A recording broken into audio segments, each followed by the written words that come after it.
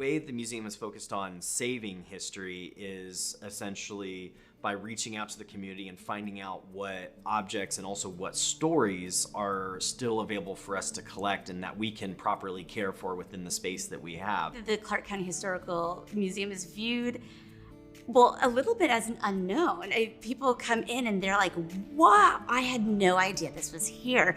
It's been, we have to say, well, it's been here since 1909. Maybe not as a museum, but this building has been here forever and people still don't know. And when they get here, I think that it is not a typical museum. I think that they are blown away by the way that the exhibits are set up, the way that the museum interacts with the community through History on Tap, through our speaker series, through our walks. I think that it's really different for a historical museum because it's not just about the objects, it's about the stories.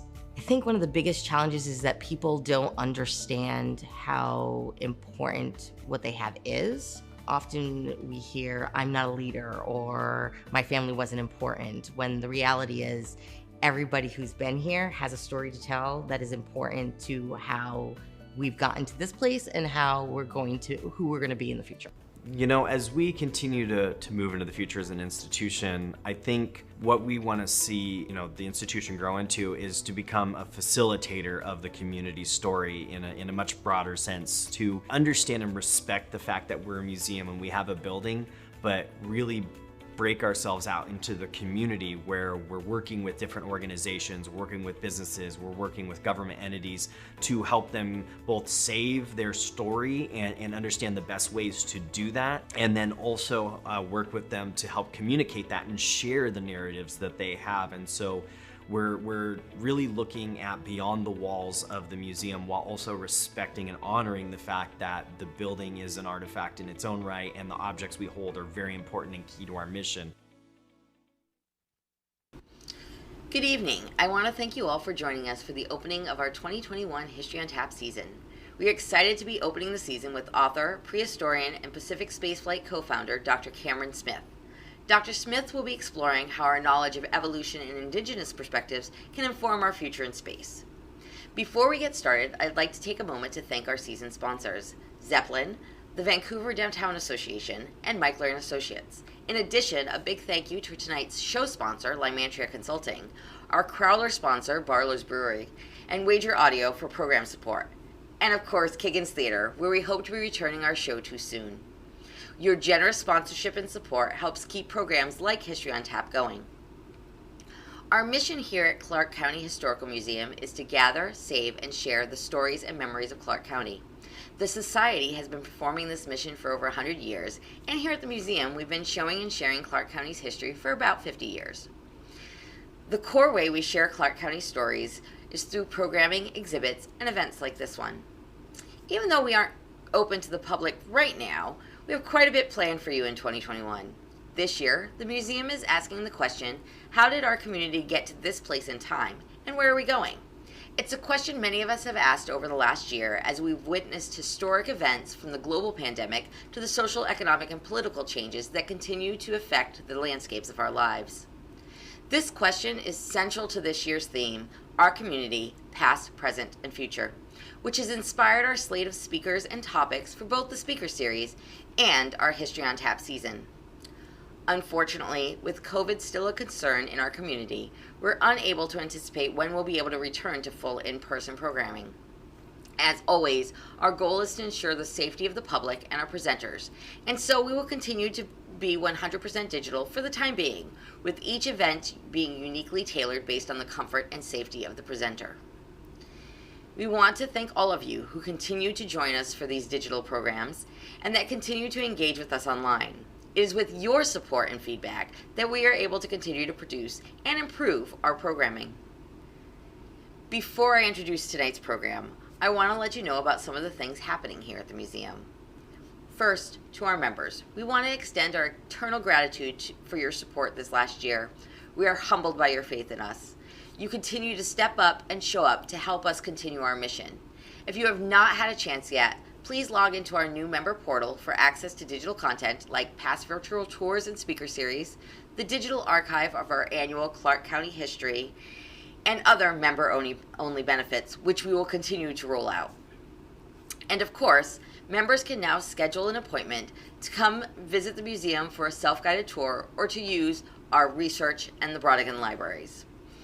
This is only a small token of our gratitude because we can't thank you enough for all that you do to support our mission. The speaker series will return on April 1st for a look at the history of Vancouver's farmers market and urban farming. Then, History on Tap will be back on April 15th for Rethinking Gender in the Old West, Trans People in Historic Washington and the Region, with historian, professor, and author Dr. Peter Bogue. In addition to our programs, we still have our physical exhibits. Her Story, which takes a look at the women's history of Clark County, our brewing exhibit, History of Bruin, our music exhibit, Music, Movement, and Sound, and Currents of Progress, which can all be visited by our members now and will be available when we are again able to open the doors to the public. In addition, we have our outdoor gallery, which features our exhibit, Clark County Stories. We also have our virtual exhibits. If you haven't checked them out yet, we have several of our most popular previous exhibits available to view, and recently added new virtual exhibits looking at quilts and toys of our past. You can also help add to our collection by donating to our contemporary collection, Capture the Moment. We opened this collection a year ago to gather the stories and items of the pandemic and events which occurred in 2020 and now into 2021. You could submit to the collection or learn more on our website. If you want to know more, please sign up for our newsletter and follow us on social media. We're on Facebook, Instagram, and Twitter. And if you want to support us, there are 3 ways you can get involved. You can provide us your time by engaging with us online and attending our events.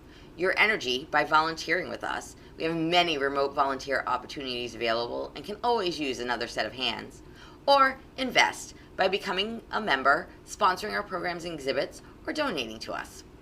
Okay, enough from me. Let's get on with the show. It's time for everyone's favorite local trivia game, Clark County Trivia. This month we have the Vancouver Star Trek Happy Hour joining us.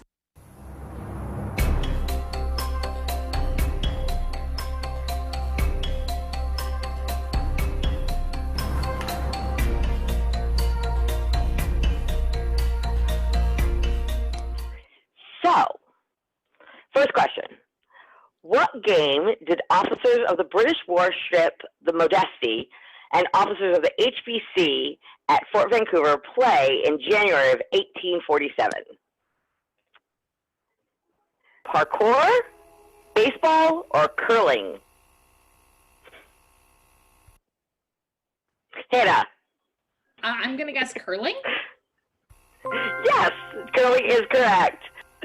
Okay, next question. The first steamboat on the Pacific coast was refitted at Fort Vancouver and began to navigate the Columbia in May of 1836. What was the name of the boat? Was it the Beaver, the Otter, or the Prune Queen? I'm going with Prune Queen because that's ridiculous. No, it was not the Prune Queen. Who wants to take a chance at it, Zoe and Hannah? I'll try Otter. Zoe. Otter. Nope, it was not the Otter. So Hannah. I'm guessing it was the Beaver. Exactly. 2 for 2. Next question. All right. In the 1920s, a group of Vancouver boosters came up with a slogan for their organization and for the city. What was it? Was it A, keep on truckin', B, eyes to the skies, or C, we're full of prunes? Zoe. B. I'm guessing B. B, eyes to the sky? Yeah. Nope. Chris. One of these days it's going to be prunes. Yes, it is prunes. It's prunes. Why? So Vancouver and Clark County, for an extended period of time, was actually one of the biggest prune growers and exporters in the country. Oh my God. That is not on a single interpretive board anywhere. No. No. I play Pokemon. I've read them all. Archives in this city, and I haven't heard that. Okay. The building that houses Biggs and Associates Insurance Agency was originally A, a post office, B, an Elks Lodge, or C, a department store? Zoe! Actually, this one's kind of tricky because I think before it was an Elks Lodge, it was a department store. But I know, okay, I'm going Elks Lodge because I know that one's true. Exactly! Okay. Yes, Okay. it was an Elk Lodge. So it was originally built as an Elks Lodge and then became other things. Oh, got it. Glad I went with my gut. So Clark County's first Olympic champion was honored upon her return home to Vancouver in 1948. Gretchen Fraser took the gold in which sport? Was it A, ice skating, B, skiing, or C, the luge? Hannah. I'm gonna say ice skating. Nope. Nice try. Chris. Luge. No, it was not the luge. Zoe? I forget what the other one was now.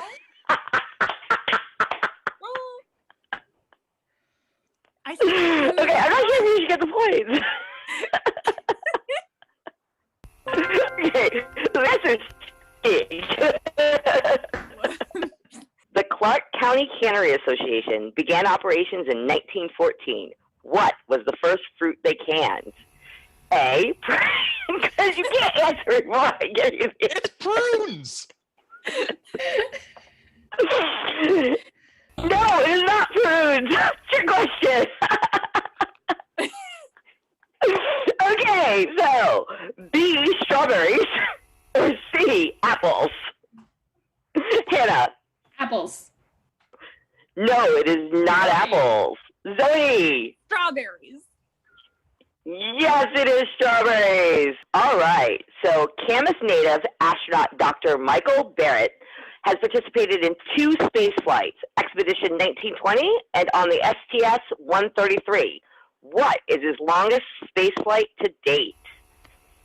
A, 5 days, B, 199 days, or C, 60 days? Hannah. 60 days? No. Darn it. Zoe. 199. Yes, it is. Wow. That's impressive.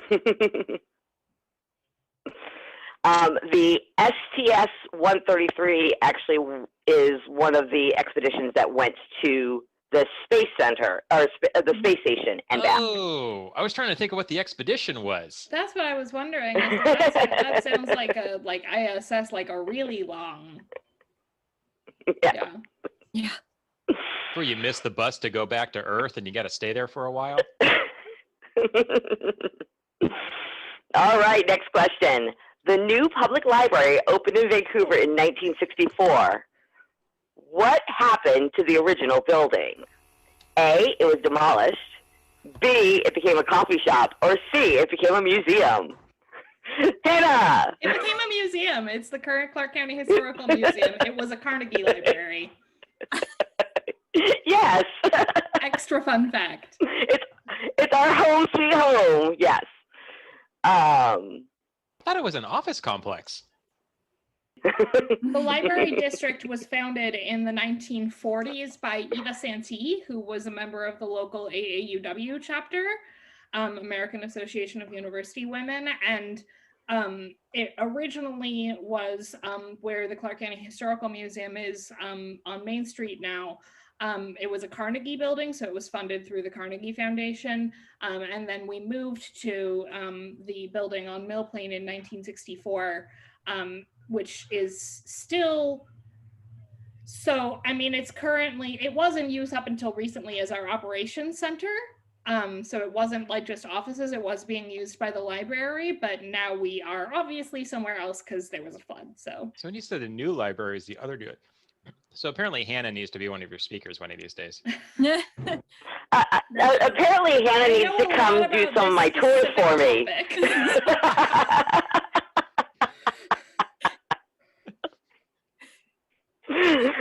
She just gave one of my tours for me. Okay. The first use of the barracks for aviation was on August 3rd, 1905. What happened on that day? Is it A, a trans-Pacific balloon landed? B, an off-course airplane from Seattle landed on the parade grounds? Or C, a dirigible flew from Portland to the barracks? Chris. Was that when the Chekhov flight couldn't make it to California, and so they had to backtrack to Pearson with the mechanical problem?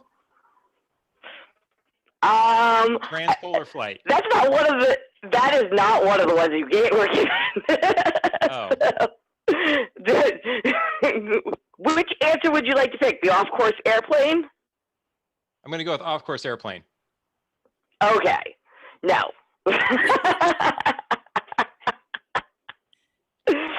So is it A, a trans-Pacific balloon landed, or C, a dirigible flew from Portland to the barracks? Zoe. I'll go A. Nope. So Hannah? Dirigible. Dirigible, For the yes. record, what I was going to guess anyway. Okay. On February 14th, 1917, the local newspapers proclaimed the biggest day and the greatest day in the history of that it was the biggest day and the greatest day in the history of Vancouver. What happened? A, the first prune orchard was planted. B, the interstate bridge opened. Or C, Charles Lindbergh landed at Pearson Airfield. Zoe. I'm feeling like B, the interstate bridge. Yes. So, that was all the questions. Zoe, you won.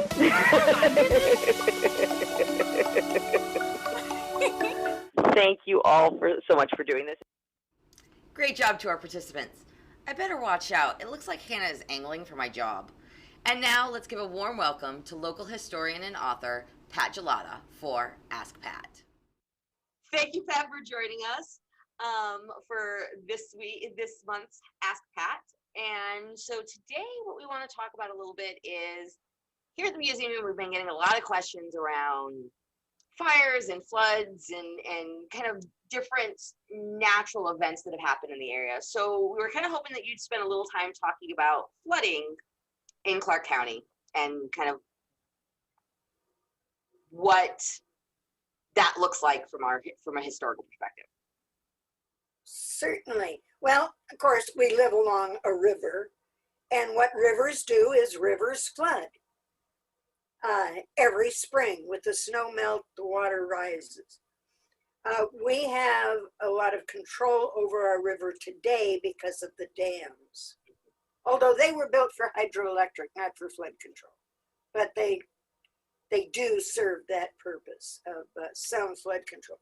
But as the snow melts, and by the time the snow begins to melt, our ground is sodden from the winter rains. It won't take any more water, and so the water rises. They used to call it the spring freshet. And the spring freshet sounds so much nicer than the flood. But we had not been here that long in 1894. You know, the fort was started by 1845, kind of was at its peak. That's when people started, settlers started really coming in. So in less than 50 years, we had never seen a flood like the flood of 1894. Their first clue was a barn floated by. The next was a man on a horse floated by. Wow. And the water continued to rise. The water reached Esther Short Park. There are photographs in the museum collection of a riverboat docked about where Smith Tower is today. Where Pearson Field is now, there was a grove of very old fir trees, pine trees, that died from standing in water. The water was so deep where Pearson Field is. At the academy, Mother Joseph walked down to the edge of the vegetable patch, and she had taken the statue of St. Joseph from the chapel She set it at the edge of the vegetable garden and said to the river, that far and no farther. And it stopped. If anybody's gone to Catholic school, they understand that. So what that did to us, we didn't know that happened. Didn't happen all that. I mean, that was a 500-year flood, but we didn't know. And our downtown was severely impacted. So we kind of moved away from the river. In fact, even by the 80s, we had still turned our back on the river. Lower Main Street kind of was turned over to the entertainment values of the soldiers. There were 16 saloons between 10th Street and the river, plus pool tables, plus other endeavors of convenience. Well, okay, but anyway, that marked us forever from that flood.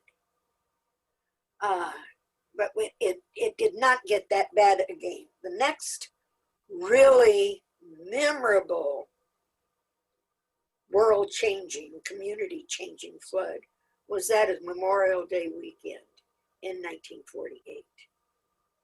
Now, we'd gone through this huge population explosion for the shipyards and aluminum company. Whenever we talk about the shipyards, we forget the aluminum company was also going 24 hours a day and churning stuff out. And the barracks was churning people through. The Kaiser Company built a town, third largest town in Oregon, which they called Vanport, halfway between Vancouver and Portland. It's where Delta Park is today. It was cheaply built, quickly built. It had everything. It had shops, it had schools, it was apartments. They built them cheap. The windows didn't open. I thought that was kind of interesting. The water began to rise, and people would walk along the railroad tracks and look down at their house and the water on the other side. They kept telling them, the dikes are holding, the levees are holding. There's nothing to worry about. Everything is good. Water is rising, yes, but everything is okay. But what happened? The railroad berm had been a trestle. We had the same situation on the Vancouver side. That railroad berm had been a trestle. They filled it with riprap and then put dirt and plantings on the outside. But the inside was still rocks and pebbles and stones wrapped around the wooden trestle. And the water got in there and began to move the rocks. And the wood was rotten. And that is the whole thing. A dike did not break, a levee did not fail. It was the railroad berm that failed. And the water came in. The sirens went off. People got out. Those cheaply built apartment houses, since the windows didn't open, they just lifted up off the foundations and floated. The whole apartment building floated away. We know that 15 people died there, at least. But we don't know for sure because it was in a state of flux. The war was over, people were moving in, veterans were coming back, moving in, people were moving out. There was this sifting of people in and out. So we're not sure how many people were even there. I had a friend who told me, she was a Red Cross worker, and she was over there, and she's trying to get back to Vancouver, and you can't go over the interstate. They've got the interstate bridge closed because the water is right up to it. Mm-hmm. She walked across the railroad bridge to get home to Vancouver to help out.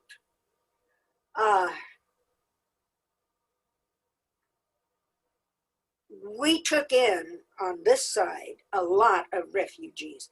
Up where David Douglas Park is now was what they called Trailer Terrace Park. It was little aluminum stopgap trailers. That was stopgap housing for the refugees from that flood. People in Portland were taking in refugees. Mr. Washington, his first name has just gone out of my head. I worked with him on a 50-year remembrance. He had lived there as a child. And he was taken in by a family, and he said it was the first white household he'd ever been in his life when these people took his family in as refugees. All of these things were the flood change. The first flood changed our downtown. Second flood changed. Well, there is no longer housing allowed in Delta Park. In fact, a fellow proposed a condominium project there, and I went to the Portland City Council and testified as to what happened there before. Floods will change us. Weather will change us. Our weather is so mild that severe weather, severe occurrences will change our community. The last great flood, of course, was 96, 97. Wintertime floods are very rare. Very, very rare. But we had a spell of, well, heavy rain, followed by warm weather and the snow melt.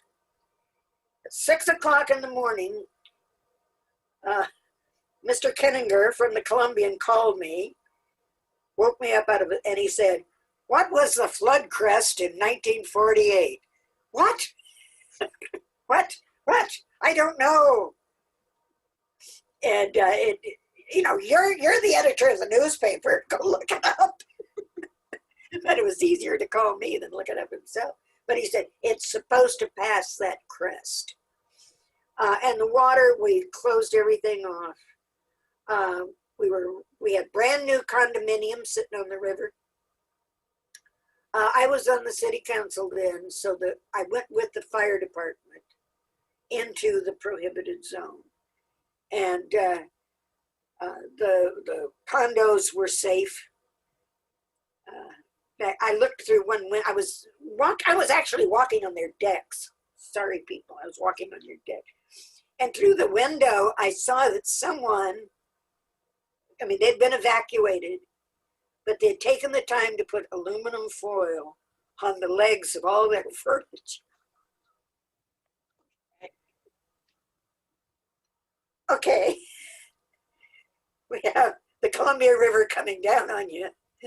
The aluminum foil will work. Huson and Larry said that they were 6 flour tortillas away from being flooded,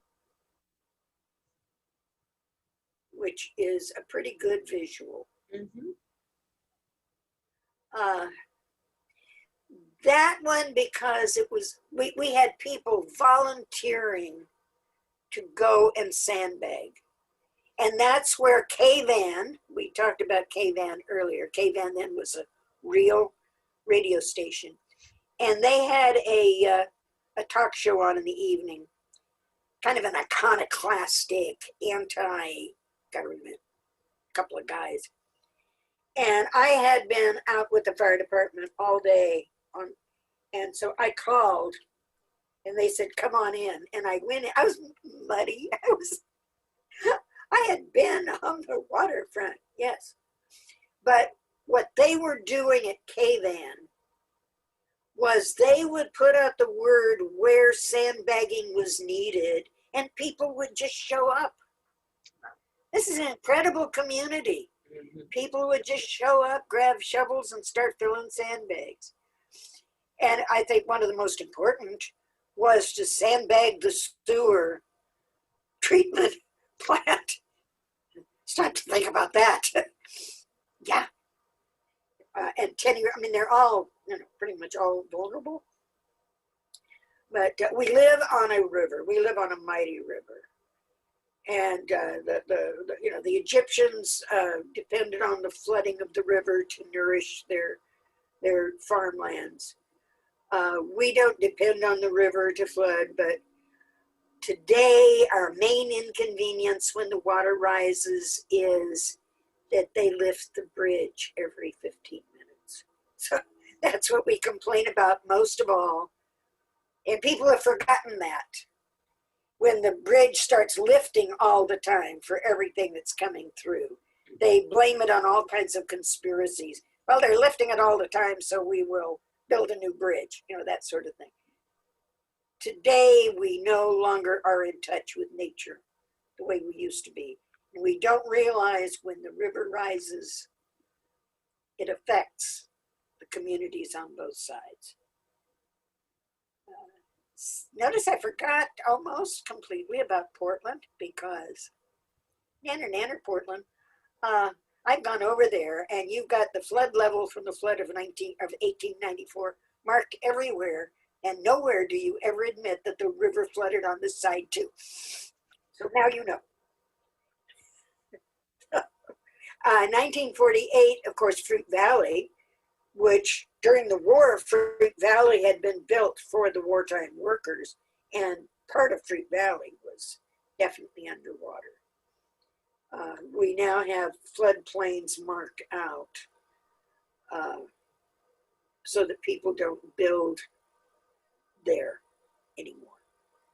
But it'll change, and there will be floods again. There will be 1894 type floods again, because that's the nature of the world. And when the snow melts, when the snow gets too deep, it's got to go somewhere. And here we are. Okay, is that? And that's the It's floods, great. the big ones. Thank you so much, Pat. That was amazing. And I just want to, again, thank you so much for agreeing to do this. And we're glad to have you back for another season. And we'll see you in a few weeks for our next History on Tap. Yes, just ask Pat. Now it's time for tonight's main event. Our presenter today, Dr. Cameron M. Smith, is a prehistorian at the Department of Anthropology at Portland State University. He has been conducting archaeological fieldwork for the past 3 decades, including work on the Wapato Valley Research Project at the Ridgefield Wildlife Refuge. Dr. Smith has in recent years been steadily building and publicizing an anthropological approach to the issues of human biological and cultural evolution beyond the boundaries of Earth. His work on building a cheaper and better spacesuit has been featured on the TEDx stage and in the media, both in the US and internationally. He is the author of several books, including Principles of Space Anthropology, Establishing a Science of Human Space Settlement, Emigrating Beyond Earth, Human Adaptation and Space Colonization, and Atlas of Human Prehistory. Before we begin, I want to let you know that Dr. Smith will be joining us live at the end of the presentation to answer your questions. So type them into the chat and we'll try and get to as many as possible after the show. And now I'd like to welcome Dr. Smith to the History on Tap stage. Well, thanks very much for coming. I'm Cameron Smith from Portland State University. And I want to thank the Clark County Historical Museum, and specifically April Busby, for inviting me to talk here at the History on Tap series in these strange times of the virus sweeping an entire planet. And we have to change the way that we do things. In fact, at Portland State University, for example, in the fall, we're going to start teaching again, but we may be all in masks. And, very different social atmosphere that we find ourselves in. But we don't just collapse, we adapt. And adaptation is an awfully important capacity for our species, both in the past and today, of course, in the present. It's also important for the future. And as I described it here, it's the key to the future. And I think we're seeing that clearly in today's changed times. I'd like to talk today about this entire, what's called an evolutionary phenomenon, which is adaptation, which is a process.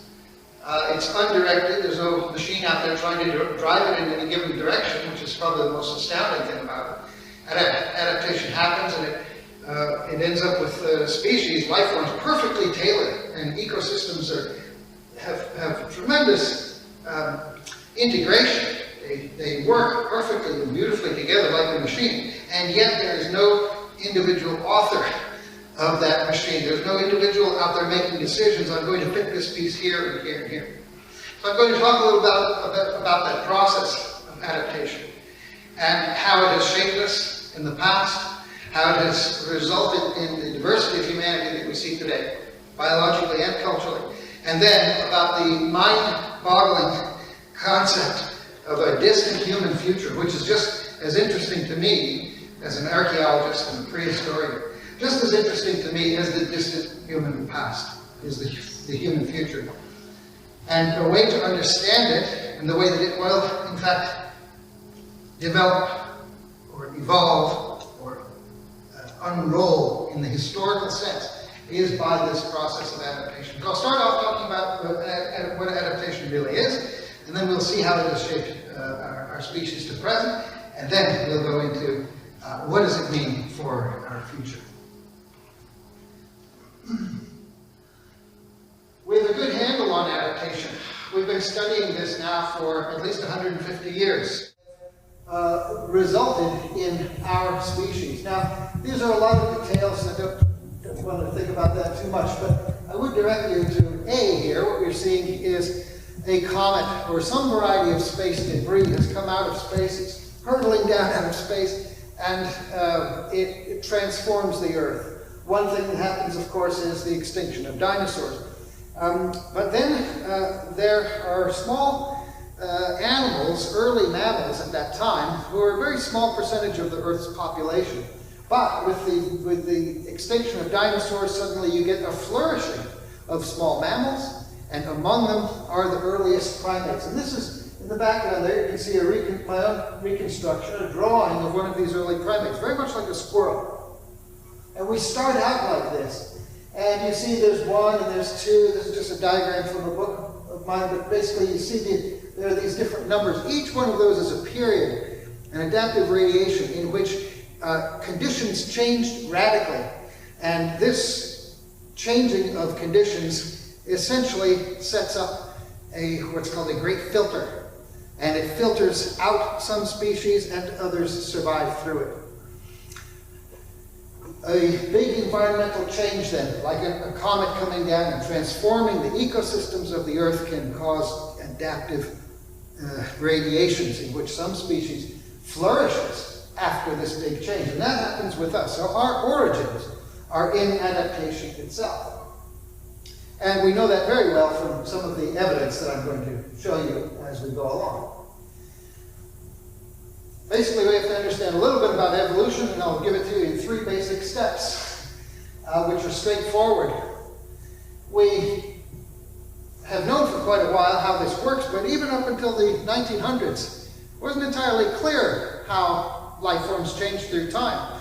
But it was finally broken down into these 3 processes. Well, the first one is replication. All living things come from a parent generation. We even know the great details about that. The whole world, the whole science of DNA shows us how we can take thousands, and in our species, Homo sapiens, billions of letters, the genetic code, A, C's, T's, and G's. You put 3 billion of those together and you have the code for a human being. And that's quite different. Even up until the 1880s, they were looking into the cells, the sperm cell and the egg cell of sexually reproducing species. They looked into them, and they didn't know what they were seeing. They even expected, and some thought that they saw curled up, like in a human sperm cell, they thought that they saw curled up inside there a little person. This was a concept called preformationism, and that there would be a little person, a tiny person, inside the sperm cell, curled up, and that as they're born, they simply inflate. They get bigger and bigger with nutrients. That's not the case. Actually, what you see in the sex cells, egg and sperm, are threads, what they call nuclear threads, and these are now what we know as DNA, threads of nuclear material. And those then produce the body, the shape of the body, the structures, the tissues, all of the development. All of that comes from these threads, the nuclear threads, or what we today call DNA. So replication does occur. It's the first process, or first part of evolution. And it produces things like here's a Neanderthal, or any living thing comes from this essential process of replication. Another fact. We're going to put all these three facts together, and their consequence is evolution, and that's going to result in adaptation. The next one is variation. All life forms have variation. These are all mice, field mice from a study in California. And you see that they have different coat colors. And some are darker and some are lighter. That's individual variation, and some of them survive in certain conditions better than others. For example, if it snows overnight, and predators, birds, are looking for these mice, you can imagine you'd prefer, right, to be the white colored one for camouflage rather than spotted, because you'd be more easily seen by the predator. Well, there is the fact of variation. All living forms are slightly different than every other one. You can see it sometimes, it's not even obvious, but you can see it, for example, here, a bison. And a study in Canada back in the 80s showed that if you look very carefully, yes, the shape of the forehead is a little different, square versus bluff. The length of the chaps, the hair that's on the forelegs, is slightly different, and that helps some of them get through deep snow easier than others. Slight variations like that make a big difference in the next process, which is called selection. Generally speaking, we think of a thing called positive selection, which is if you have a feature, an anatomical feature that is useful, it is selected for, right? It propagates, it continues in a given life form. There's also a very dramatic thing that we call negative selection. If you have a feature that isn't very useful, it gets selected out. For example, if the cheetah can corner or accelerate faster than the springbok, then that springbok, right, that carried the gene for a little bit slower sprinting ability, or a little bit, it couldn't corner quite as well, those genes are not going to persist.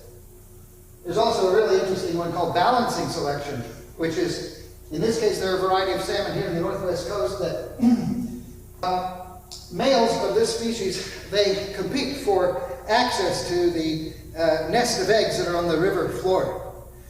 And balancing selection actually ends up with two forms of these, a big form and a small form. And the big ones, they fight it out. Physically, they're fighting each other to be able to go and fertilize the eggs. But there's also a small form. And the small form hides back in the rocks as the large ones are fighting. And when the large ones are fighting, they dash out and they fertilize the eggs. And then they swim off. So there's an advantage to being big, so you can beat up the other ones. And there's advantages to being very small, but there's no advantage to being medium-sized. The medium can't hide in the rocks, and it can't hold its own against the larger salmon. In that case, you get what's called balancing selection in two very different sizes. The point is, there's no brain, there's no mind out there driving this. This is an entirely natural process, and it's going to result in adaptation. One more step before adaptation, or before summing it up as adaptation, is speciation. Here you see a population of elephants on one side of a river, and here's a population on the other side of the river. And what you see there is that the conditions on one side of the river and on the other side of the river might be very different. And over time, the features that make an individual capable of living in that environment, they might differ, right? It might be colder on one side of the river or drier on one side of the river than the other. And over time, they become what's called reproductively isolated. They can't interbreed anymore. Even though in the origin, at the very beginning, they were one species. Now they diverge, they become separate species.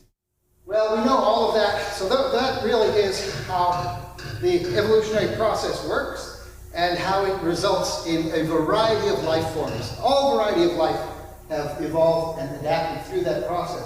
And we know it very well for our species. Here we are, humans, with some similarities and some differences from, for example, a gorilla, a very close relative to ours. About 98% of our genes are the same. And here's an intermediary variety of life between us and the rest of the primate order, an Australopithecine. Lucy, you might have heard of, found in Ethiopia in the 1970s. Small, maybe a yard high, a little bit higher than that, but they're bipedal, they walk on 2 feet, they use stone tools, so some similarities. Anyway, we know our human origins very well. Partly we know them from field studies. I was very lucky to start my archaeological career in Africa, here with the Leakey research team in northern Kenya. And you literally crawl across the ground and you're searching for tiny fragments. Sometimes the fragments are larger. Here are bones of rhinoceros that have been broken open with hammerstones over 1 million years ago. And there's, for scale, there's a machete. A machete is there. That's about a yard long. Well, we have all the methods of archaeology and paleoanthropology to help us put together the human past as a process of adaptations. Here it is, a reconstruction of mine. There's the fossil material from an adolescent, about 17-year-old individual, about 1.8 million years ago. And here's my reconstruction of the face on the African savanna environment. We know where we came from. What I'm getting at is that the process of adaptation and evolution, which drives it, is not exotic, it's not strange, it's not unknown. We know even how it has resulted in our species. I'd like to now show you some examples of it, but I'll first describe for you one thing. Adaptation is basically the capacity to live in an environment where you previously could not. And it may be biological features that give you that ability, or, as we're going to see with humans in particular, you might have behaviors that allow you to survive where previously you could not. Let's see some examples. One of them is very important for our species, and this is tool use. So from earliest times, from 2.5 at least million years ago, we're using objects to survive. Objects to adapt, not just our body, not just our DNA, but physical things like this that we can pick up from the ground and manipulate, allow us to adapt behaviorally, to use our behavior and our tools to adapt rather than relying on our bodies. This is going to make a major change in the entire story of human evolution, as we'll see. Let's look at some great examples from the Arctic, for example. Here are folks who have, in the last 1,200 years, dispersed from western Alaska all the way to Greenland, all the way through the archipelago of the high Canada, northern Canada. And they did it with inventions. They didn't simply move very slowly, sort of expanding their boundaries as they saw something over the next hill. This was purposive. It was very rapid. And they were explorers, and they were focused on finding new places to live. One way that they did it is with their domesticated dogs. They invented sleds like this to carry all their supplies over large landscapes and icescapes at pretty high speed. One account shows that here you see wood used as the runners for the sled. Sometimes it's driftwood, which they highly prize because there aren't trees up there. The closest trees are hundreds of miles to the south. But any piece of driftwood might be a very valued object because it can be used for a sled runner. But I read one account from the 1900s in which the sled runners were actually frozen fish, lashed together as the runners for big sleds. And that's food, right? Stored food being used as your transportation. Anyway, one way to adapt to the high Arctic was to build technologies, invent technologies that allow you to survive. You can see that they're, of course, wearing clothing that allows them to adapt. Those are sealskin boots, and the hide, the dense, hard part is on the outside, and the fur is on the inside. And they're sewn together with a bone needle, a needle carved from bone, using sinew to stitch it together. So they have clothing, they have technologies like the sled. And we'll see another example here. In the early European arrival in North America, they came home back to Europe. They went back to Europe with images describing what they saw. And here's a really incredible thing by Frobisher, from the Frobisher expedition. And they observed a village, a winter village of multiple Inuit, this is in Canada, multiple Inuit igloo, and these are the snow house. And what's most amazing about this is that what you don't see, which is the tunnels that connect up the houses between, such that if it's really blowing, or if there are polar bears outside, you want to go and visit your neighbors, you could use tunnels to go between. And so through the whole winter, they might stay like this. But in the summer, they split up. There's not enough food to stay there, and so to support the entire population. So one adaptation, right, a behavioral adaptation to the Arctic for humans is fishing, that is splitting up. Populations would split up and spread across the landscape to spread out really the demands of humanity there. You see they have their sled dogs, they have all their equipment, they've stored their sleds to keep them from freezing into the surface over the winter. Look at the windows. You see those windows? They're all pointing in the same direction. That's to get the little bit of sunlight that comes across in the winter every day. A little bit of glowing on the horizon. And then the window is a transparent piece of ice, 6-7 inches thick, chipped out of river water, fresh water. And it's transparent, and they set that carefully inside, and now you have a source of light, and you can even see outside. There are even igloos for the dogs. Separate igloos for the dogs or for puppies to sleep in and be a little bit warmer. So here is another physical adaptation, right? And I even mentioned a behavioral adaptation, going out and arranging things socially such that they could survive in that landscape by splitting up during the summer months. I've been very lucky to experience the hunting cultures of northern Alaska, and here are people in northern Alaska continuing their tradition of whale hunting. And that's one of many big mammals, marine mammals that they go after, and it's a vital part of their culture to continue this. And you see that they have a traditional boat there. Back in the 50s and 60s, they went to fiberglass. Now they're going back to traditional boats. These are made of walrus hide stitched together. It's the women who build those, in fact. The men are not even allowed to be around when women are building the boat. And then the entire family, the families go out onto the open ocean and they're hunting whales. And they take a few whales a year. And so they invented all of the technologies of large marine mammal hunting, special harpoons, that sort of thing. Another cultural adaptation, a cultural tradition that allows you to survive or helps you to survive is a messenger feast. I was very lucky to be invited to one of these in midwinter of 2008. And here are people from all across the Arctic, native people from all across the Arctic who have gathered to trade stories, find romantic partners, trade all kinds of information. You see they have singing competitions, dancing competitions. They're propagating their culture through time. They're making sure that everybody remembers the language, or they're trying to do that. What they're doing is they're reinforcing their way of living. And so this gathering is particularly important because traditionally, for so long, they were spread out very far apart from one another.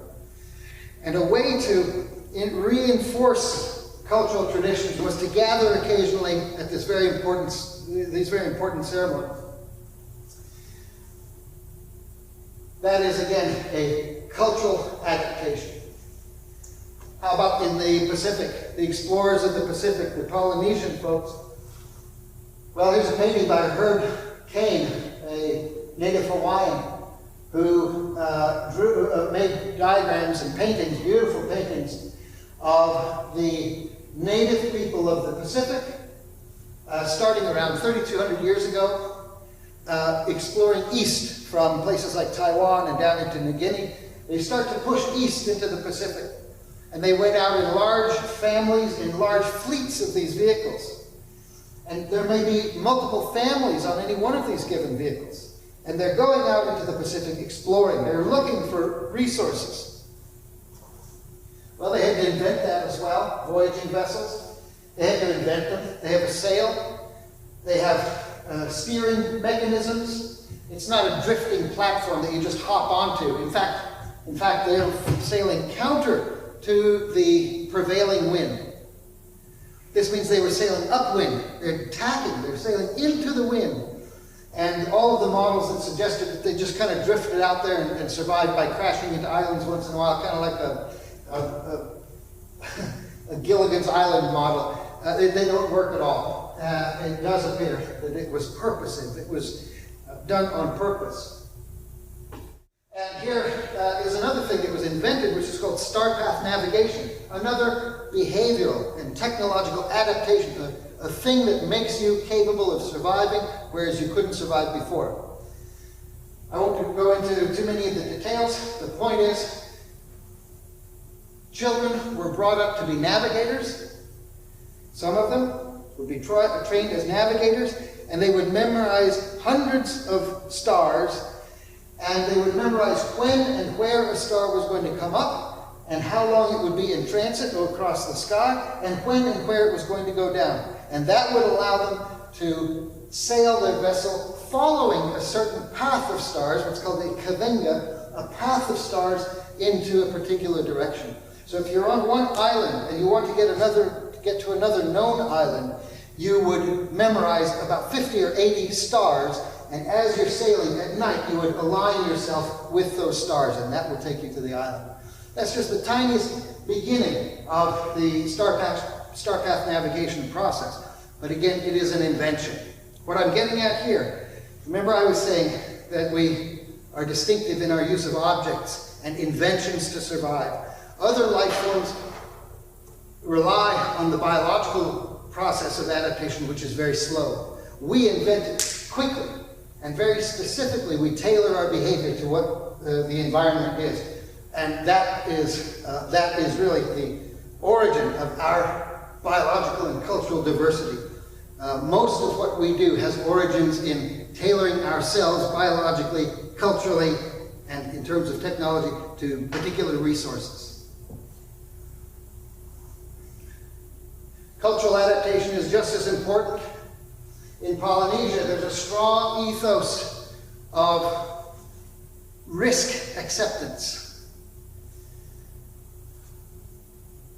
Here you see depiction of Hawaiians surfing, and here, which is very dangerous, with heavy wooden planks and so on. Even today, with high surfing technology, it's dangerous on the big waves. And there you see Maori elder, whose face is covered with the emblems and badges of their history and their culture, telling you who they are. Well, part of who they are is a culture who accept peril and danger, a culture of risk. There's a story of a brother and sister, Ru and Hina. And Hina, they go out exploring into the ocean, the Pacific, and Hina, the sister, realizes one day we've discovered everything. We've explored every island, there's nothing left to see. But she sees the moon setting one night, and she paddles quickly, and she gets to the moon, and she leaps her canoe out of the water, and it lands on the moon. And she gets out, and she likes it more than Earth, and she decides to stay there. So this is a story that enculturates exploration. It's not just sort of a side thing, it's something that people were striving for. And not done by accident. Well, that kind of cultural tradition has to be maintained. You don't get it for free. You have to work hard to maintain that. You have to keep pushing yourself into situations of risk. And in traditional Polynesian culture, the most honorable way to perish, to leave the earth, is to vanish at sea. That tells you a lot about their origins, and a lot about what we may learn, not just learn from Aboriginal cultures, because people who are today Aboriginal on Earth are also going to be a part of the future of human space exploration. You may know that just recently, I think it was, I just saw it the other day, the first native North American astronaut is now on board the International Space Station. That's going to continue. These cultures of exploration and adaptation, very severe in many ways, cultures of adaptation and exploration. What I'm saying is they're not going to be important just because we can look to them into the past. They're still here in the present, and they'll be active participants in it. I was very lucky to participate in this sort of thing with experimental archaeology, making replicas of Pacific voyaging vessels and sailing them out at sea and learning for myself star path navigation. Well, where does all that take us? In the last 10 minutes here, I'd like to describe for you some really mind-boggling future possibilities. This process of adaptation, then, is the key, as I describe it, for a long-term future. The long-term future does not include, of course, abandoning the Earth. I have to mention this because many times when I talk about humans settling different places beyond Earth, people have many objections. And the first one is, how can you talk about leaving the Earth and abandoning the Earth as though we're just going to, walk away from the catastrophes that we've made here? I would never advocate that. And I know a lot of people in space sciences, and I've never heard anybody serious in space sciences or space experts describe abandonment of Earth. Of course we have to fix our problems here on Earth. However, we can at the same time provide a long-term future beyond the catastrophes that Earth is going to go through without exception. Earth is going to have catastrophes. We can provide this long-term future by dispersal, by spreading out. One way to spread out is to go to other places in our solar system. That's where we'll begin. And then I'll describe at the very end the really very challenging idea of going beyond our own solar system to exoplanets. But how will we do this? My argument is that we will do it, we will take on this vast project by using the tools of adaptation that have worked here on Earth so far. So here's an imaginary or imaginative description or visual description of what it might look like if people go to Mars sometime. And you have a dome or a number of domes, and people go into all kinds of debates about what the structures will be like. Should you go under the ground? Should you have domes that come up above ground? Should you go into caves, under the ice sheets? I'm not interested in the specifics right now. The point is, how do we make it possible for human beings to live here multi-generationally, not relying on Earth, but being totally independent and long-term in this new, surviving in these environments long-term? So for about 15 years now, I've been studying in detail, not just not vague generalizations about how we might do it, but what are the real issues in terms of biology, and here in the biology of the individual, and then I'll talk about the biology of populations, and then I'll wrap up with some concepts. The biology of the individual, we know zero gravity in space is not the best place for it. It's possible. There have been plenty of studies that show that, yes, life forms can reproduce. Rats and other model life forms that have a lot of similarities to us, they produce a zygote, and that splits into many different cells, and this starts to develop into the individual. That works, but there are sometimes abnormalities.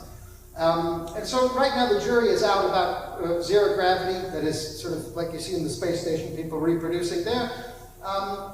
That might not be the best place. We do have 100 million years as life forms on the surface of the Earth.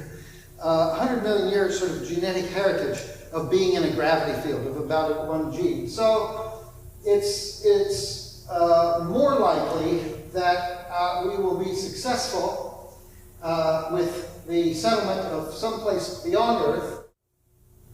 More likely that we're going to do well biologically in terms of the individual, the biology of the individual, it's more likely that that's going to work on a place that has a gravity field something like Earth. For example, Mars has a gravity field of about 0.38, about a third of Earth gravity. And that's probably similar enough to what we've experienced as, again, let's say primates for 60 million years on Earth.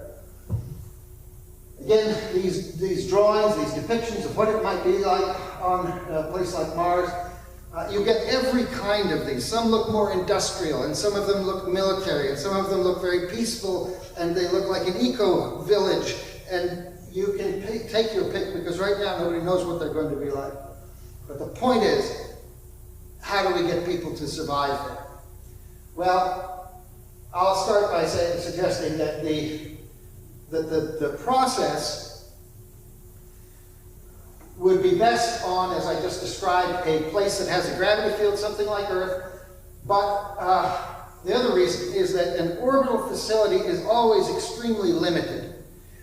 And it doesn't allow you, here are people up in Canada, and they are walking a landscape that is being used as a model of Mars, learning how to explore a new surface like that. And they're in a place where it is possible to go somewhere else. But in closed systems like the space station or even larger stations that you see in science fiction, those are still, I think, rather limited. And for all kinds of reasons, I think a larger landscape that can be explored for different kinds of resources and also for encountering the unexpected is, I think, awfully important. So I think Mars is a good place, a good starting place.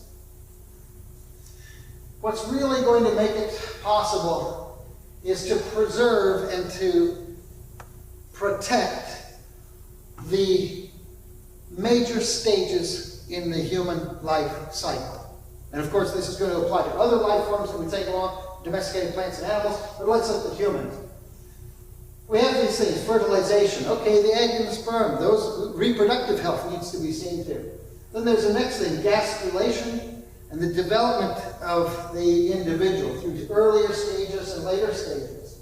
And then later on, you get the really important things, growth enculturation, that is learning how to be a person in that culture.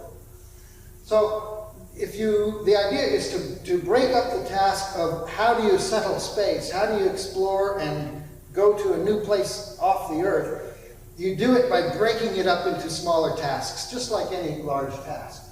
And here's the way that I describe it is multi-generational success is a repeating cycle of necessary cultural and biological milestones. You have to protect each of these. Well, that's good to know. That allows us to identify, all right, how are we going to do that protection in each of those, rather than just throwing up our hands and saying, well, it's impossible, you can't go up and survive on Mars.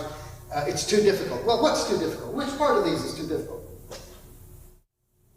One way to do it is to build a science around it. So in the 1960s, there was a field called bioastronautics.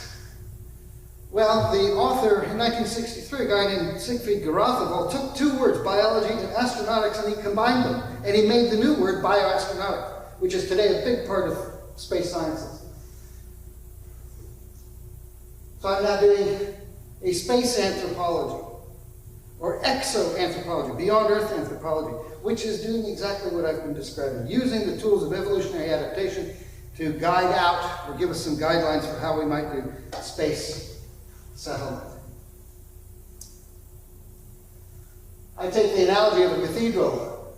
The whole cathedral itself is hard to imagine how it was built, right? You're looking at this gigantic structure, all these pieces. Hard to imagine. It's overwhelming when you first step. But look at this beautiful little picture showing the reality is it was built by masons who work with stone and woodworkers, and they all, over centuries, they put their little building block into place. They each put in some little contribution. This is the way I see the next couple of centuries of humans trying to do this incredible project. So the way that I'm taking part in this in a material way, not just in the theoretical perspective of studying, for example, population genetics and populations beyond Earth, but actually working on the technologies. For example, here's a glove. It's a piece of space technology. And I've started about 10 years ago, a research group, and we're building those space technologies to make them cheaper and not so exotic and strange. So for example, here's one of our team members, Alexander. He's working with a prototype spacesuit. And we're trying to make these much more accessible, much cheaper than they are at the moment. And the reason for that is that the cost of getting to space is too high. Right now, the concept of people in space is very strange. It's the concept that you put tiny numbers of people and you pop them up there and then you get them back down as quickly as possible. That's an exploratory approach. It'll work, and it's been necessary for us to understand the principles. But if we want to do something long term, we have to get away from the cost being radically too high to something where it is routine for people to do this. For that reason, we've been working on our own space technologies, including the spacesuits. Two of the spacesuits that I'm designing now are going to be used at the biosphere in Arizona. University of Arizona now runs the biosphere, which is a closed ecosystem. It is a greenhouse, a gigantic greenhouse. It's totally sealed up, and the idea is that it is a model for how we're going to live on Mars, growing all of our things locally. Instead of, you're not going to go very long just sending canned food from Earth. So you're going to have a self-sustaining ecosystem. And we have support from National Geographic and from NASA to do this. My part will be to making cheaper, lighter, more versatile garments, that is spacesuits, for outside the spacecraft, or outside the environment. Here you can see one of them, one of my assistants, Juliet, who draw, and this is done in a home workshop. So I'm working on the theoretical part, the principles of space anthropology, the study of adaptation, but it's also critically important, I think, to work with physical objects. Because ideas are important, but also physical objects like our tools are critical to being able to actually do this. And there I'm working on it. It's all done at home. It's all done in a small workshop at home. And we're rebuilding the technology of the basic adaptation to space, which is a spacesuit. Finally, the most mind-boggling concept I know of, the idea of humans going not just to Mars, but beyond our solar system. There are now exoplanets being discovered at a high rate, more than one a day. These studies are showing us that it's about a quarter of the stars in our galaxy alone have planets. And of those quarter, some of those planets are Earth-like. It's very likely that some kind of life is out there. Going to one of those places, going to a star beyond our own star, the sun, is an interstellar voyage. And you don't have to simply throw that into the world of science fiction. I work with a group called Icarus Interstellar, and there are space architects working on the design of the structures that would be built. This one goes at near light speed. It revolves, giving you artificial gravity, and each of those pods along there is a village of about 1,000 to 5,000 people. They're each somewhat independent, so that if there's a catastrophe in one, it's not everybody, but they're also close enough that you can have commerce and cultural connections between them. It's very difficult to think about this kind of thing. Very difficult to speak about it because people oftentimes have a really strong reaction to it. People either really love or really hate this concept, I discovered. But for the people who are interested in it, for a really long-term future for humanity, I think that it is the adaptive process that is going to be the key. And so we don't have to wonder about how it will be done, and we don't have to just sort of say, I can't even imagine that, it's just science fiction. No, there's a mechanism to make it successful. And it's a mechanism that has made primates successful on Earth, and that has crafted human diversity, cultural and biological diversity, all across the Earth today. We know that process. It's not a mystery. And it is the, if we're going to have a long-term future in the cosmos, then it's the adaptive process that will do it. So thanks very much for coming, or for watching. And I am looking forward to trying to answer some questions in a couple of weeks, I think, when there will be question and answer. Thank you.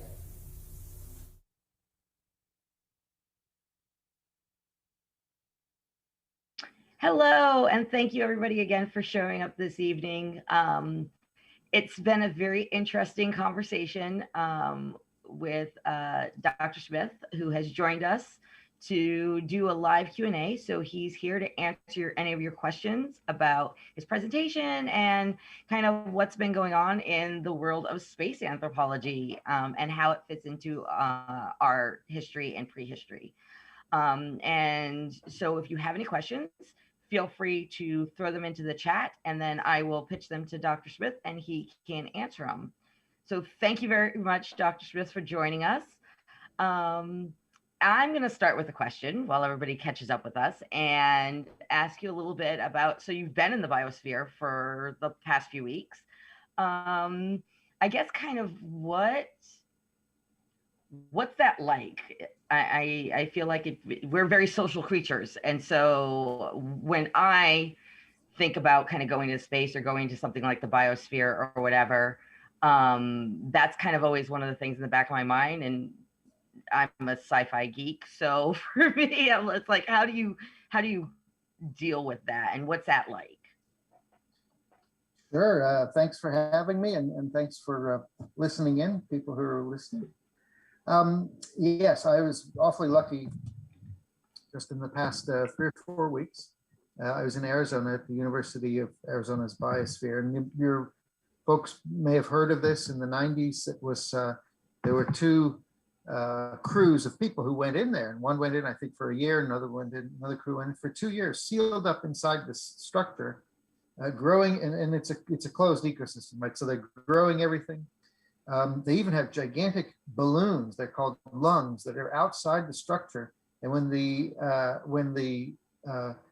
heat of the day makes the air inside the biosphere expand, that instead of having the air just go out somewhere, they actually kept it in the closed system. It went out, it filled these gigantic balloons, they're 100 feet across, and those inflate. And then when it gets cooler in the evening, that gas compresses and goes back into the biosphere.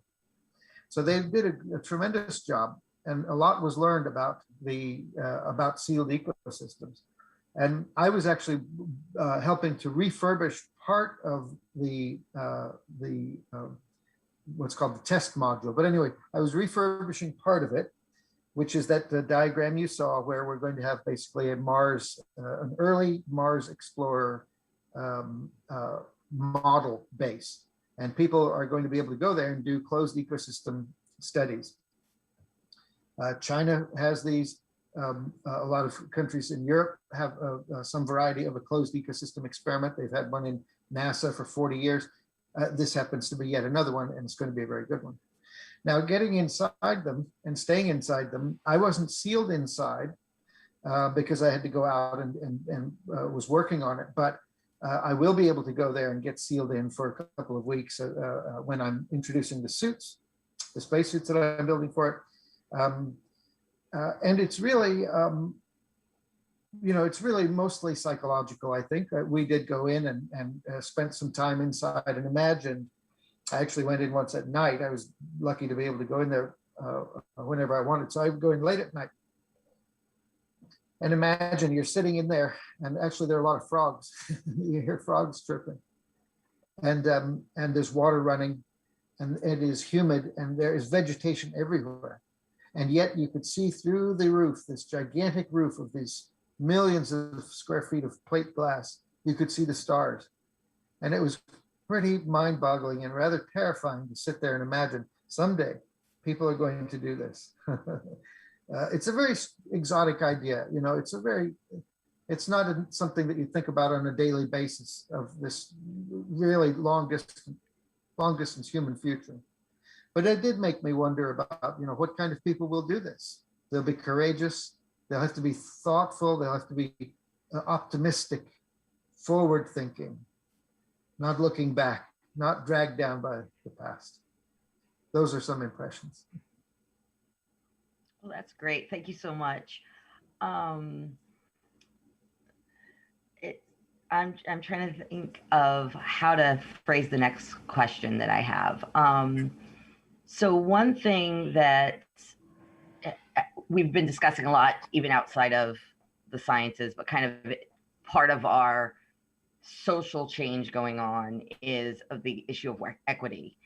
And when you look, for example, on the media, what do you see? You see the Elon Musks and the mega millionaires who are all going to get to go to the moon before anyone else. Yeah. But the population you're talking about that you're saying makes sense to look towards for how we can go forward into space often is kind of left out of that conversation. How, when you're developing your science, is that one of the things you look like is how do we bridge this equity issue and bring the groups that we kind of need to talk to understand their culture and such to be able to do this? How do you bring them to the table, or is that something you've been looking at? Well, right now, space travel of any kind is extremely expensive. It's very limited, right? It's governments essentially that do it. Now, increasingly, privatization is bringing the costs down radically, such that it's not always going to be only federal agencies that can put people into space. But at first, yes, it will be very expensive. But you know, there's a good analogy. Aviation is now relatively cheap and very safe way to travel. Whereas in the 1920s and 1930s, a lot of people were killed flying very expensive planes. So I think we're in the sort of Wright brothers era of space access right now. It's expensive and it's dangerous. A lot of people will die doing it. That isn't going to stop anyone. And presumably it will become less expensive and the access will increase. So I'm thinking of that as a historical matter. Now, it's always going to be more expensive to go there than it is to stay on Earth, probably. You know, I suppose the economic question or the economic justification will always be a question. What I mean by that is, you know, if the idea is that if we can't guarantee that everyone goes, then we shouldn't do the project, right? I don't know that you know, everything has been always open to everyone. For example, in the past. Yeah. For example, if you look at the traditional stories of Polynesian voyaging, it wasn't the case that anybody could become a navigator.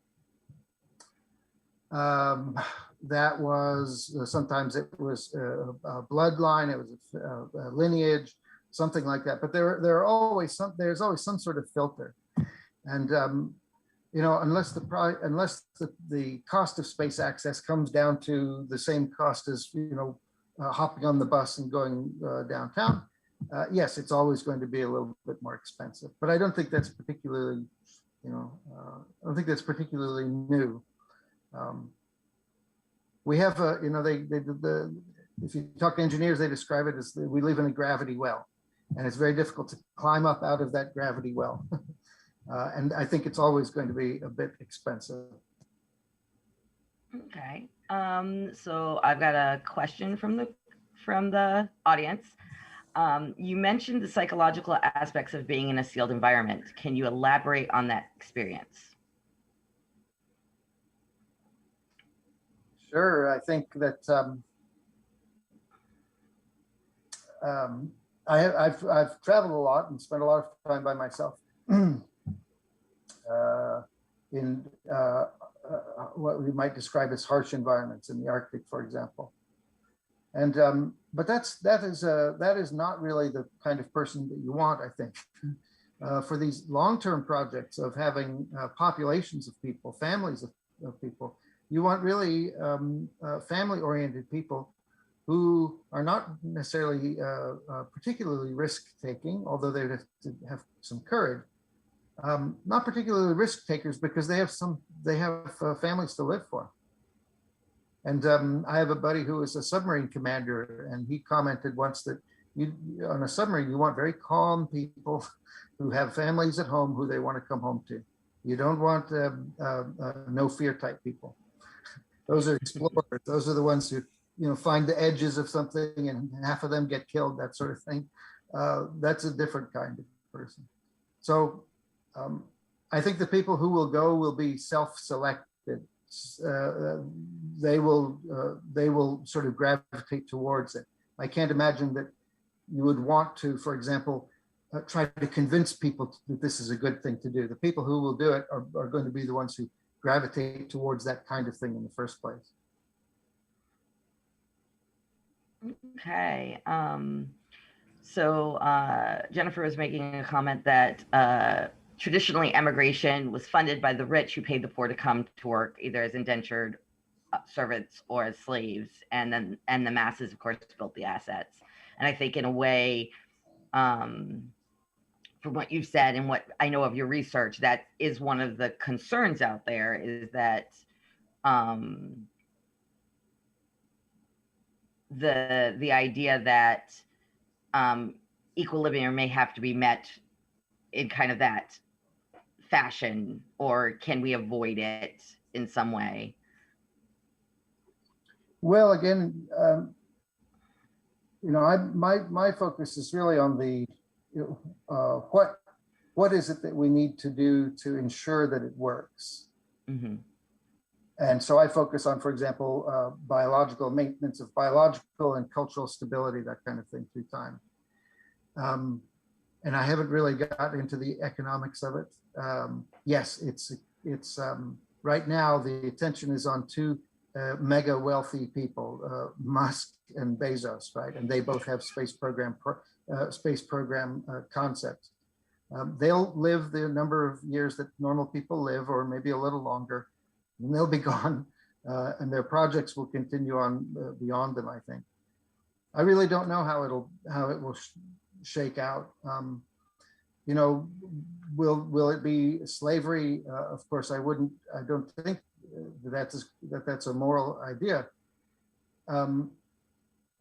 It would have to be prevented by the means that we prevent that sort of thing, in common daily life today. How do you prevent slavery? Well, we have laws against it and that sort of thing. So I guess the argument is not an argument, but the issue is sort of, are we going to continue the same things, the injustices that we've seen on Earth? Is space settlement just going to move those off planet, and we're just going to repeat those things again? Frankly, in a way, that to a degree, that's almost inevitable. Some of that will happen. But I've never spoken to anyone who suggested that we're going to go to settle beyond Earth as a means of solving all of humanity's problems.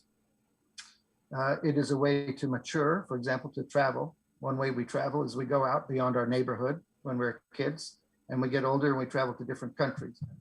And so one justification for space settlement and traveling and learning in space is maturation of our species.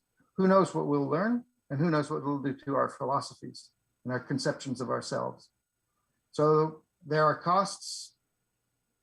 There are presumably tremendous benefits also possible. But I do think it's rather a Wild West right now in terms of, how is it going to play out exactly? And I suppose it is up to us to make it play out in a way that is morally acceptable to the way that we've arranged our civilization. I think, yeah, this is definitely something we need to think about early on. as opposed to trying to figure it out as we go. But let's talk a little bit about Pacific Spaceflight itself. The group you started. Yes. I'm going to cheat a little bit as someone who knows a little bit about the group. Sure. You have it's an interesting journey, and it's an interesting group that you're working with. Can you talk a little bit about kind of who you all are and how it came to be? Sure. I wanted to. I was just doing archaeology as an archaeologist at Portland State University, but there came a point in life where you kind of want to get to do the things that you really wanted to do. I was very happy doing archaeology, but I also had wanted to do some variety of aviation or space exploration. And there came a time and circumstances in life where it was possible for me to do that again. And so I thought, well, I'm going to do high altitude flying of some kind. And that turned out to be by balloon. And it turned out that the best way to, or the cheapest way, I should say, for me to do that was to build the things myself rather than buy stuff, used military hardware, stuff like that. Mm-hmm. I wanted the challenge of building the things myself. So I started with a balloon and a spacesuit, or I should say, the concept of flying a balloon and hanging underneath it, dangling underneath it would be me in basically a spacesuit. And this has been done now several times in the intervening years. That doesn't matter. They didn't, those people who've done that, the Red Bull guy, right, who jumped out at 100,000 feet, and then the guy who did that later, they didn't build their own suits. And so that's going to be the difference. So I started building that. I wanted to have a hands-on dimension to my interest in the distant human future as well. And there's nothing more hands-on than the spacesuit. It's your first interface between the human body and the rest of the universe. It's a tremendous challenge. So I started building it by doing research. I started doing the research on how were these constructed? What was the history of them? What materials did they use? So a good year of research, just reading. And then and a lot of searching through the internet for files, interviews with the people who made the original spacesuit. NASA has this incredible thing called the Oral History Project. And in the 70s and the 80s, they went back to all the people in the 50s and 60s, and they recorded extensive interviews with them. And you get details that you would never find in a typed up, a terse NASA report about something. So I was diligent and thorough in researching everything I could find about the construction of these pressurized garments, spacesuits. And then I started doing it, started constructing them. And for about a year, I didn't tell anybody. I thought everybody would say I was crazy, think I was crazy, so I didn't say a word. Then as it started to seem a little bit more realistic, I mentioned it. And actually almost all, for the first few years, most of the people in Pacific Spaceflight were students of mine who heard about it one way or another. And they came to my office at PSU and said, hey, I hear you're doing this thing. And I would say, yeah, come on over on Saturday and we'll work on it a little bit. I was just counting up the other day, about 30 people have come and gone through the history of Pacific Spaceflight, about 30 people, some staying longer, some staying shorter time. And they're all volunteers. Sometimes we have a little bit of money, we get a grant or something, and I can pay for gas or camping fees when we go flying, that kind of thing. But it's mostly volunteer work. And it's, I really, rather than assigning, here's what you should do, here's what you should do, I really like to have people just pick what it is that they want to work on. It may be that they just want to work on a piece of a glove or a piece of a helmet, some little module in the helmet, something like that. We have a couple of engineers on occasion, but almost you don't need an engineering background. The principles of spacesuits are simple. They take some exotic manufacturing processes that I had to learn and that I could teach to team members. But in principle, it's not that difficult actually. It is time consuming, it's laborious. And I tend to want to solve the problem myself, even if that means sort of reinventing the wheel myself. So even though I did a lot of research, there are a lot of things I wanted to do slightly differently. So we spent a lot of time in testing things that we built. And one way that I describe it is that I've learned many thousands of ways not to do it. It does not work. But that's great because now I know, okay, strike that off the list. That's not the way to go about it. And so by a process of elimination, we've actually discovered the ways to do it. And now these suits are working. We've taken them into all kinds of aircraft, underwater, altitude chambers. The suits are working and they're reliable. So now we're flying our balloons and we're going higher and higher, and we're going to get to near space altitudes in the next year or so. Oh, wow. So actually that kind of fits really well to the next question we have. We talk about the suit, in your talk, you talk a lot about the innovations that help us kind of move forward. What kind of material innovations are going into the modern suit design? And what are we thinking about how now that wasn't considered in earlier technologies? I think philosophically, one of the main innovations is less is more. And so we're trying to remove as much as we can and make the simplest and most durable suits possible. The paradigm that has constructed the suits up until present for federal agencies who have an unlimited budget has been very different from what I'm doing. Again, an analogy is that I want to build the old pickup truck of spacesuit, highly reliable, very simple, something you can fix yourself. Actually, trucks are now becoming so heavy with electronics, you can't fix it yourself. But anyway, the old farm pickup truck that you can fix yourself, maintain it.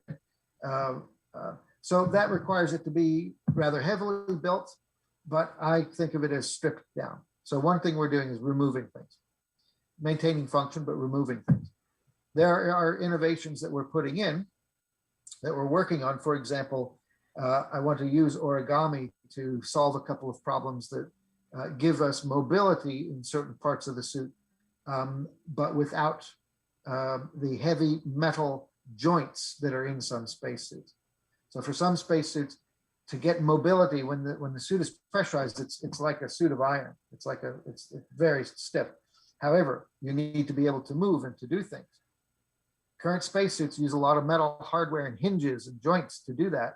I want to ditch those metal parts and solve that by folding the material, such that we have an origami type thing, and it's much lighter and simpler and just gets rid of those pieces of hardware.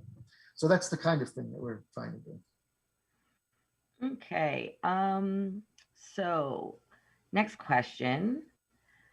We debate the role of cooperation and conflict in human advancement. Do you think cooperation is powerful enough to drive human space exploration?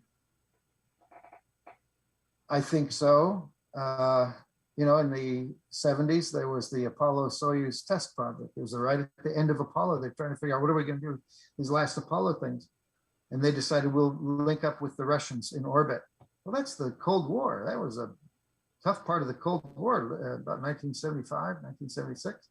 And but they decided to link up, and we've had a good US and Russian space collaboration since then.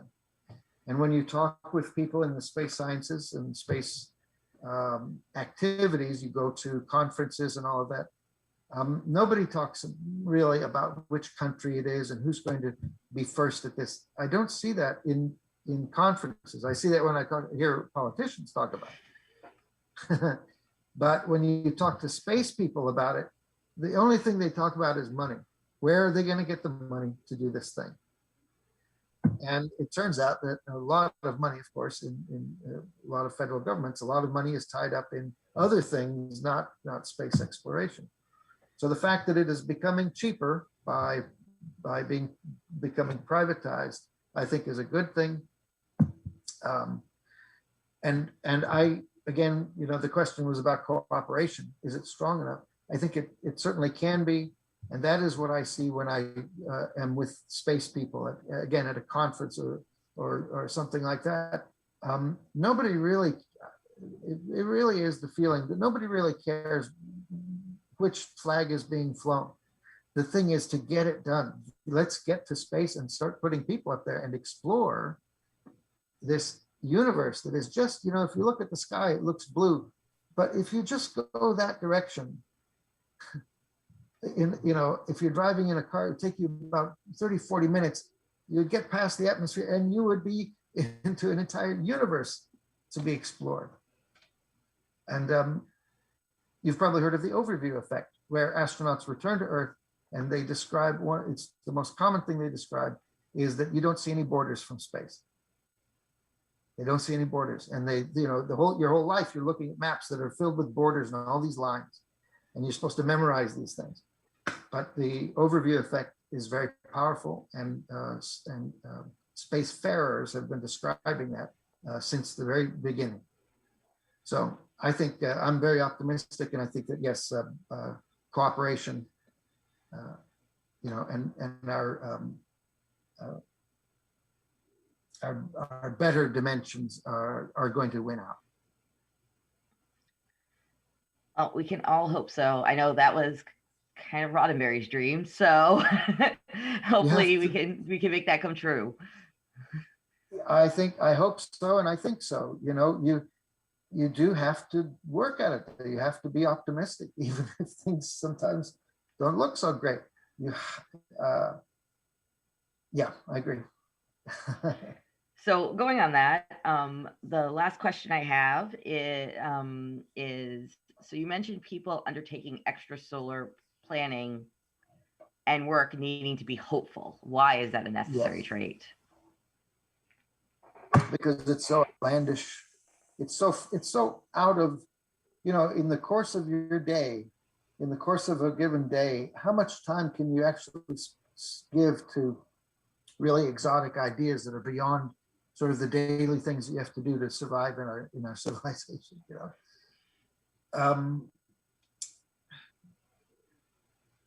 I think a person has to be inherently has to have a belief in that humanity should continue, that we should preserve ourselves, that we should preserve other life that's here on the planet with us, not just ourselves. For me, it is the way that I sort of think of it is that people sometimes ask, is space exploration a luxury? And I thought about that a tremendous amount. And the way I came to it is that it is actually a responsibility. We're the only form of life right now that we know of in our entire solar system. And you look at everything else in the solar system, it's pretty bleak, and there's a lot of destruction and catastrophe on planets and other things in our solar system. And it is a matter of time only, ask any geologist, only a matter of time before a terrible catastrophe happens on Earth that threatens life. And I would describe it as a responsibility to protect and preserve life by spreading it out from just this one vulnerable planet. So if you're going to do all of that, I think, yes, you have to be optimistic, even though, you see, yes, it costs thousands of dollars to get 1 pound up into orbit. Well, that's now, and it's going to come down. And in the meantime, keep working on my little piece of the large puzzle. Well, thank you so much for the talk and for all the work you're doing.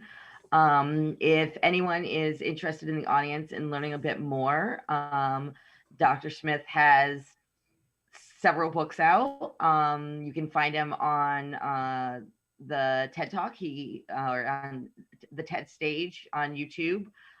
He spoke at, it was the Portland TEDx, right? Yes, 2 years ago about the suit. 2015. That was Yeah. 2015. And, Yeah. yeah.